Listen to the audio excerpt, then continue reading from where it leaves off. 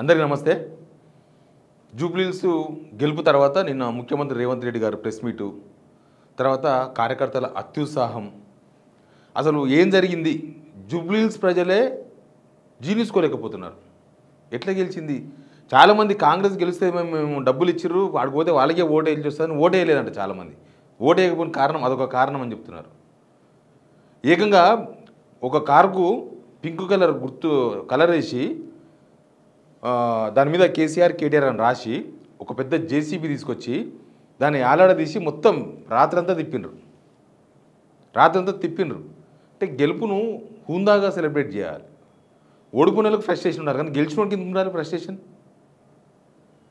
ఇక అసలు ఓటింగ్లో ఎట్లేసిరు, దొంగోట్లు ఎట్లేసిరు అనేది కొంత క్లారిటీ వస్తుంది. ఇంకా చాలా అంశాలు ఉన్నాయి. రేవంత్ రెడ్డి మాట్లాడిన మాటలు, ఇక రకరకాల వాళ్ళు మాట్లాడిన మాటలు. కేటీఆర్ ఫెయిల్ అయ్యిండు. అవును, కేటీఆర్ ఫెయిల్ అయ్యిండు. ఎందులో ఫెయిల్ అయ్యిండో తెలుసా? చెప్తా ఆ విషయం కూడా. రేవంత్ రెడ్డి సక్సెస్ అయ్యండి ఎందులో తెలుసా? అందులో సక్సెస్ అయ్యండు, అది కూడా చెప్తా.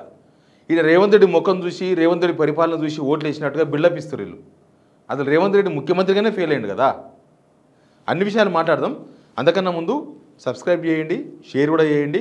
నిజాలు మాట్లాడదాం, ఉన్నట్టు మాట్లాడదాం. ఇగో నేను ఈ వీడియో చూపిస్తున్నా చూడండి. దీనికి సౌండ్ లేనట్టుంది. ఇంకో ఒక పాత కారుకు అప్పటిదప్పుడు పింక్ కలర్ చేసి కనిపిస్తుంది చూడండి. పింక్ కలర్ చేసి దానికి కాంగ్రెస్ జెండా పెట్టి ఒక పెద్ద జేసీబీ తీసుకొచ్చి, ఇంకో టోషన్, దానికి ఇంజన్ లేదు ఏం లేదు, తీసుకొచ్చి దాన్ని ఒక పెద్ద డ్రామాలాగా రోడ్డు మీద పడేసి యూసుఫ్గూడ చౌరస్తాల నవీన్ యాదవ్ ఇంటికాడ ఇట్లా వేలాడదీసి. ఇంత ఫ్రస్ట్రేషన్ ఎందుకు బ్రదర్? గెలిచిర్రు కదా, మీరు హూందాగా ఉండాలి.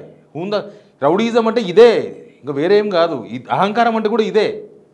అహంకారం అన్నా రౌడీజం అన్నా అదే, ఇక వేరే కాదు. షాడిజం అంటారు దీన్ని ఇంకా కరెక్ట్ చెప్పాలంటే. గెలుపులు ఓటములు, కాంగ్రెస్ పార్టీ ఒక్క ఉప ఎన్నిక గెలవలేదు, డిపాజిట్ రాలేదు, ఎవరేం చేయలేదే. అంటే మూర్ఖత్వం ఇది రేవంత్ రెడ్డి మూర్ఖత్వం ఇది. కనీసం రేవంత్ రెడ్డి ఏమైనా మందలిచ్చిండ? వాళ్ళని పిలిచి అట్లా చేసిండని. దాదాపు 2 గంటలు 3 గంటలు జరిగింది మొత్తం ఆ రోడ్డు మీద. 2 గంటలు పోలీసులకు ఇన్ఫర్మేషన్ లేదా? ఏం జరుగుతుంది రాష్ట్రంలో? ఎట్లా జరిగింది ఎలక్షన్? రేవంత్ రెడ్డి పథకాలు చూసి జనం అబ్బా సూపర్, అసలు ఇట్లాంటి ముఖ్యమంత్రి దేశంలో లేడు, మాకు మామూలుగా ఇస్తలేడు, హామీలు ఇచ్చిన అన్నీ అమలు చేసిండు అని వేసిండ్రా. రేవంత్ రెడ్డి నీతులు మాట్లాడుతుంటే అయితే ప్రెస్ మీట్లో నీతులు మాట్లాడుతున్నాడు. రేవంత్ రెడ్డి ప్రెస్ మీట్లో నీతులు మాట్లాడుతున్నాడు.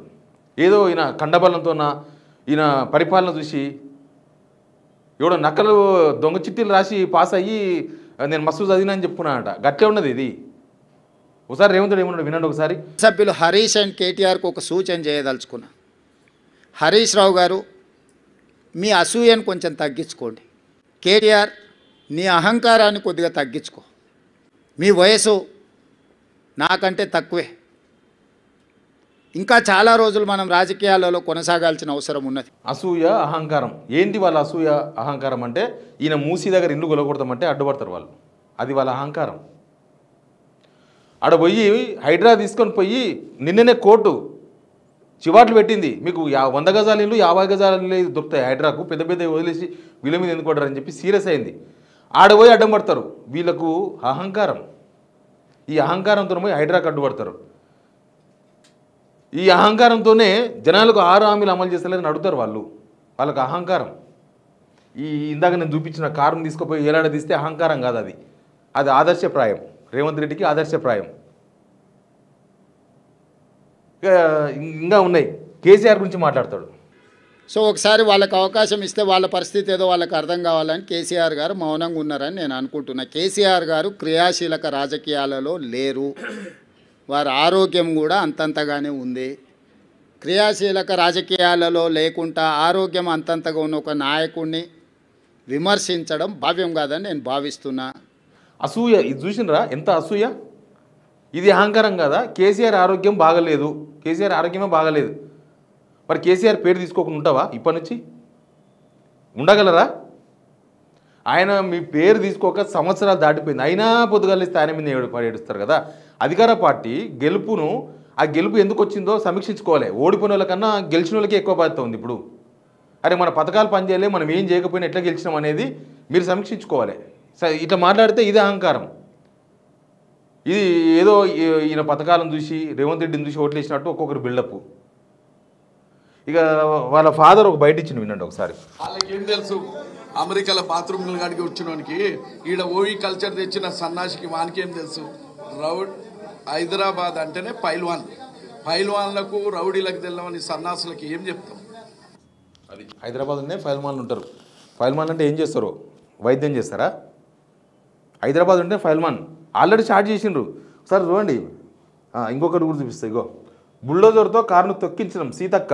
ఇది అహంకారం కాదు, ఇది అహంకారం కాదు. బుల్డోజర్తోన జనాలను తొక్కించారు, బుల్డోజర్తోన పేదల ఇండ్లు కొలగొట్టిండ్రు. అది అంటే ఇక్కడ మేము బుల్డోజర్ అని ఒప్పుకున్నారు కదా, మీరు బుల్డోజర్ రాజ్యం అని ఒప్పుకున్నారు. ఇది అహంకారం కాదు. ఇంకా ఓట్లు ఎట్లా వేసిండ్రు? గెలిచినరో లేదో 24 గంటలు కూడా కాలే, రాత్రి రేవంత్ నగర్లో కేటీఆర్ కూడా పోయినట్టున్నాడు ఆడికి. ఒక బీఆర్ఎస్ కార్యకర్త మీద దాడి చూడండి ఒకసారి.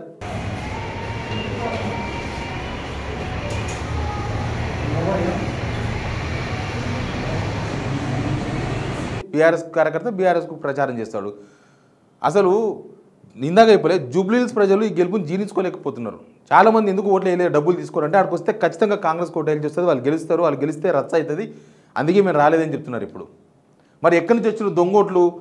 నాకు ఇన్ఫర్మేషన్ ఉంది. ఆ రోజు మాగండు సునీత పోయి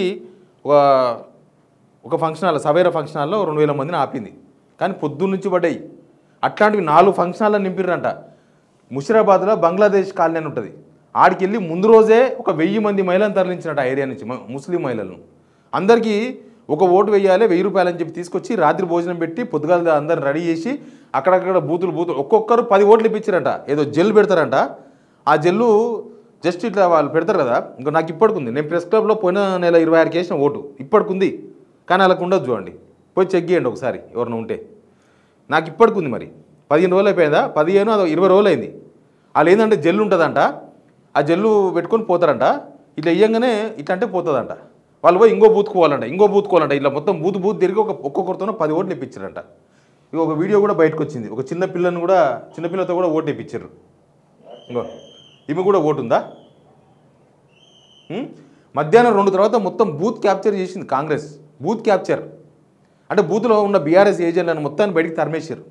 పోలీసులు సహకరించారు. ఇక్కడ పోలీసులే వాళ్ళని తీసి బయట పంపించారు. పొద్దు నుంచి జరిగింది, సాయంత్రం జరిగింది, మొత్తం రిగ్గింగ్, దొంగ ఓట్లే మొత్తం. జూబ్లీహిల్స్ ప్రజలు ఎన్నుకున్న ఎలక్షన్ కాదు ఇది. అక్కడి నుంచి తీసుకొచ్చి వేయించి ముందే ఉత్తమ్ కుమార్ రెడ్డి 25,000 ఓట్ల మెజార్టీతో గెలవబోతున్నాం అని చెప్తాడు. కోమరెడ్డి వెంకరెడ్డి మేము 20 నుంచి 25,000 ఓట్ల మెజార్టీతో గెలుస్తున్నామని చెప్తాడు. మొత్తం చాలామంది మంత్రులు చెప్పారు. అన్ని లెక్కలు, దొంగ లెక్కలు మొత్తం ఉన్నాయి వాళ్ళ దగ్గర. ఈ దొంగతనానికి మళ్ళీ రేవంత్ రెడ్డి సింగారానికి వచ్చి నా ప్రభుత్వానికి ఇది మార్పులని మాట్లాడతాడు, నీతులు చెప్తాడు, అవతల నీతులు చెప్తుంటారు.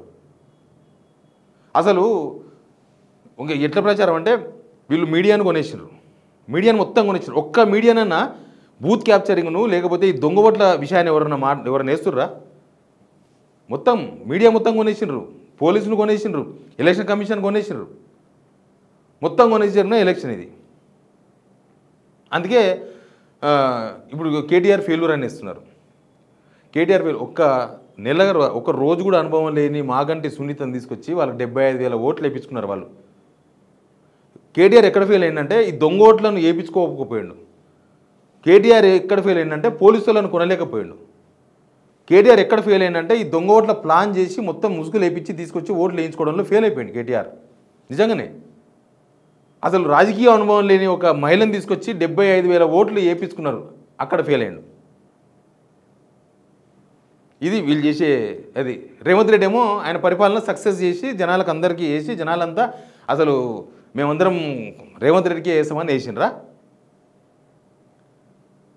ఇట్లా మొత్తం జూబ్లీహిల్స్లో ఏం జరిగిందంటే జూబ్లీహిల్స్ ఎలక్షన్, నాకు జూబ్లీహిల్స్ ఎలక్షన్ చూస్తే ఏం గుర్తుకొచ్చిందంటే ఆలగడ్డ 2018లో జరిగింది, 18 ఆలగడ్డ. తర్వాత పులివెందుల మొన్న జెడ్పీటీసీ మొత్తం బూత్ క్యాప్చరింగ్. అసలు ఓటర్లు ఉండరు, అంతా డూప్లికేట్ ఓటర్లే ఉంటారు, అవతల పార్టీ ఏజెంట్ ఎవరు కనబడరు. ఆ కల్చర్ తీసుకొచ్చింది వీడికి, ఆ కల్చర్ తీసుకొచ్చి ఇప్పుడు చేస్తున్నారు. ఇక ఇది జూబ్లీహిల్స్లో జరిగిన ఒక పోస్ట్ మార్టం. ఎవరు దీనిలో అహంకారులు, ఎవరు ఏం చేస్తున్నారు, రేవంత్ రెడ్డి పనితనం ఏంది, ఇప్పుడు కొత్తగా గెలిచిన నవీన్ యాదవ్ తత్వం ఏంది, రాత్రి ఒక ఆయన కొడితే ఆ కారు తీసుకుపోయి అలాడదీసి తిరిగితే ఈజీగా అర్థమైపోతుంది కదా. ఇది జూబ్లీహిల్స్ ఎలక్షన్ పోస్ట్ మార్టం. ఇది ఇక దొంగోట్లు వేయించుకొని అన్ని రాష్ట్ర వ్యాప్తంగా దొంగోట్లు వేయించగలరా? ఎప్పుడు బంగ్లాదేశ్ కాలం నుంచి తీసుకురాగలరా?